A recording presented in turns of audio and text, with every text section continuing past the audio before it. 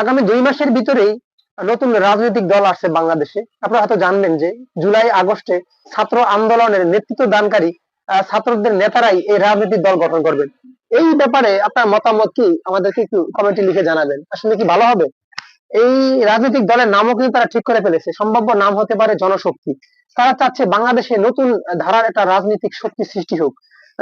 আগামী সম্ভাব্য বাংলাদেশ কিরকম হবে সেই বিষয়টা তারা তারা রাজনৈতিক দলের মাধ্যমে তুলে ধরতে চাচ্ছে।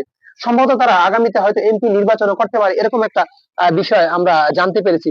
তবে এই যে ছাত্রদের যে আপনি নতুন রাজনৈতিক দল গঠন করার আসতেছে কিংবা তারা গঠন করে যাচ্ছে, আপনি কি তাদেরকে আগামীতে ভোট দেবেন? আপনার কি মতামত একটু কমেন্টে লিখে জানাবেন। এই ব্যাপারে দেখলাম অনেকের আগ্রহ।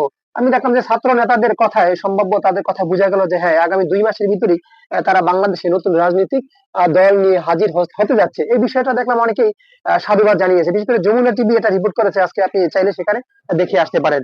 আসনাদ আব্দুল্লাহ, সারজিদ, তারপরে যে ছাত্র নেতা যত নেতা আছে তারা কিন্তু তুলে ধরেছেন যে নতুন আগামী বাংলাদেশ তারা সুন্দর দেখতে চান, যাতে কোনো এদেশে স্বৈরাচার, এদেশে কোনো পরিবারতন্ত্র রাজনীতি আর মাথা চাড়া দিতে না পারে।